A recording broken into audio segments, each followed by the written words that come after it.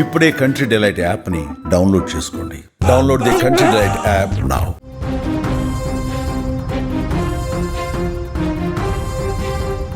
పాకిస్తాన్ ఆక్రమిత కశ్మీర్ పీఓకేలో ఇప్పుడు విద్యార్థుల నిరసనలతో మరొక అగ్నిగుండం రాజుకుంది. నెలల తరబడి అశాంతితో అల్లాడుతున్న ఈ ప్రాంతంలో యువతరం జెన్ జెడ్ ఇప్పుడు తమ నిరసనల స్వరాన్ని పెంచింది. ఫీజుల పెంపు, ఈ మార్కింగ్ వంటి విద్యా సంస్కరణ మీద మొదలైనటువంటి ఈ శాంతియుత నిరసనలు క్రమంగా షహబాజ్ షరీఫ్ నేతృత్వంలోని పాకిస్తాన్ ప్రభుత్వానికి వ్యతిరేకంగా ఒక ఉప్పెనలా మారినటువంటి పరిస్థితి ఉంది. ఈ నిరసన క్రమంలో ముజఫరాబాద్లో జరిగిన ఒక నిరసనలో గుర్తు తెలియని వ్యక్తి విద్యార్థుల మీద కాల్పులు జరపడం పరిస్థితిని గందరగోళంగా మార్చింది. హింస వైపు నడిపించిన పరిస్థితి ఉంది. పోలీసుల సమక్షంలోనే ఈ ఘటన జరగటం భయాందోళనలను పెంచింది. ఆగ్రహించిన విద్యార్థులు టైర్లు తగలబెట్టడం, విధ్వంసం సృష్టించడం, పాకిస్తాన్ ప్రభుత్వానికి వ్యతిరేకంగా నినాదాలు చేయటం మొదలుపెట్టారు. ఈ ఆందోళనలు దక్షిణాసియాలోని నేపాల్, బంగ్లాదేశ్లో యువత నిరసనలను గుర్తు చేస్తున్నటువంటి పరిస్థితి ఉంది. పీఓకేలో ఉన్నటువంటి విద్యార్థులు పెద్ద ఎత్తున రోడ్ల మీదకి వచ్చి ఏ విధంగా నిరసన వ్యక్తం చేస్తున్నారో ఒక్కసారి స్క్రీన్ మీద మీరు చూస్తే అర్థమవుతుంది.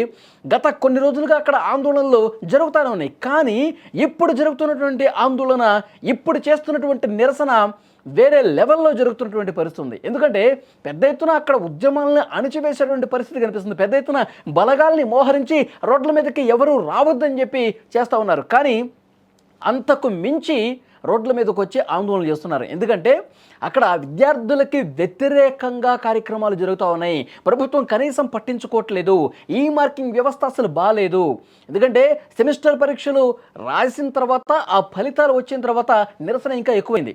ఎందుకంటే ఫీజులు ఇష్టారీతిని పెంచేశారు. సెమిస్టర్ ఫీజులు లక్షల్లో వసూలు చేస్తున్నారు. కానీ ఇక్కడ సౌకర్యాలు మాత్రం అరకొరగా ఉన్నాయి. కనీసం పట్టించుకోవట్లేదని చెప్పి విద్యార్థుల్లో ఒక పెద్ద ఎత్తున ఒక ఆందోళన వ్యక్తమైనటువంటి పరిస్థితి ఉంది. ఇంకొక విషయం ఏంటంటే అసలు సరిగా రాయనటువంటి విద్యార్థులకి ఎక్కువ మార్కులు వస్తూ ఉన్నాయి. అసలు పరీక్షలకు అటెండ్ కాని విద్యార్థులు ఎవరైతే ఉన్నారో వాళ్ళకి పరీక్షలు పాస్ అయినట్టుగా రిజల్ట్ వచ్చిన పరిస్థితి ఉంది. ఇవన్నీ చూసి ఇంత లోపభూయిష్టమైనటువంటి వ్యవస్థ ఉంది, అసలు ఈ ప్రభుత్వం కనీసం పట్టించుకోవట్లేదని చెప్పి ఆందోళన చేస్తున్న పరిస్థితి ఉంది. గతంలో జరిగిన ఆందోళనలు వేరు. కానీ ఇప్పుడు విద్యార్థులు 10వ తరగతి ఇంటర్మీడియట్ చదువుతున్నటువంటి విద్యార్థులు, యువత రోడ్ల మీదకి వచ్చి నిరసన తెలియజేస్తుంటే, మరోవైపు బలగాల్ని మోహరించి, పోలీసులు మోహరించి దాన్ని అణచడానికి ప్రయత్నం చేస్తుంటే ఉప్పెనలా ఎగసిపడుతున్నటువంటి పరిస్థితి ఉంది.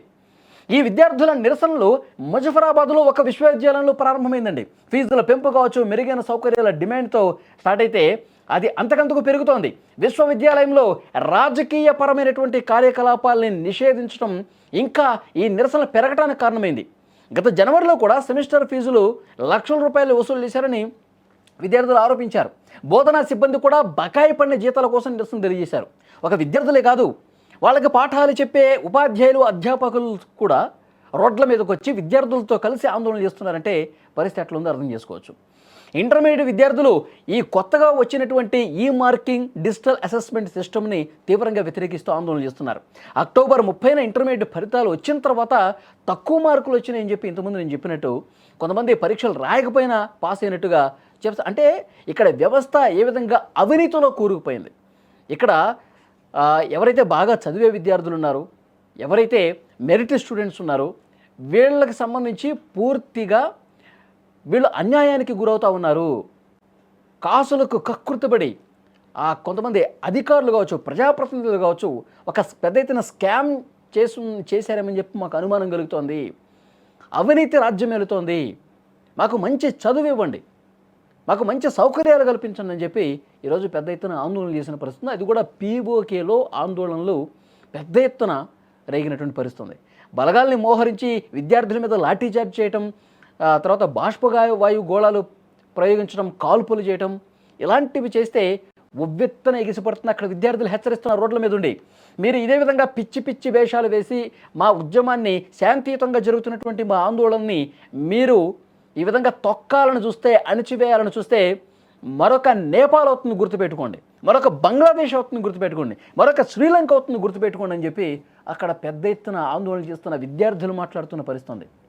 అక్కడ చూడండి, ప్రభుత్వానికి వ్యతిరేకంగా వాళ్ళు దిష్టిబొమ్మ దహనం చేస్తూ, కొవ్వొత్తుల నిరసనలు చేస్తూ రోడ్ల మీద వేలాదిగా జెన్ జెడ్ ఉద్యమం, అంటే 10వ తరగతి ఇంటర్మీడియట్ యూత్ అంతా కూడా రోడ్ల మీదకి వచ్చిన పరిస్థితుంది.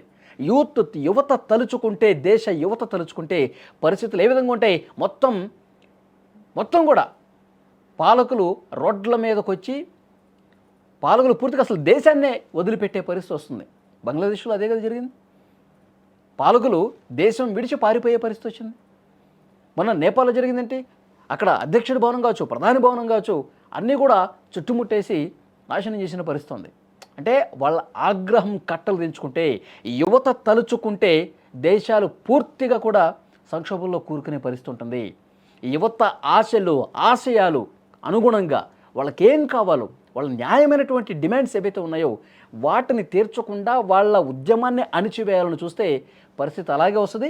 ఆ సంక్షోభం వైపు దారి తీయకుండా చూసుకోండి అని చెప్పి వాళ్ళు హెచ్చరిస్తూ ఉన్నారు. మీరు స్క్రీన్ మీద చూస్తూ ఉన్నారు, పెద్ద ఎత్తున ఆందోళన జరుగుతున్నాయి, వేలాదిగా రోడ్ల మీదకి వస్తూ ఉన్నారు.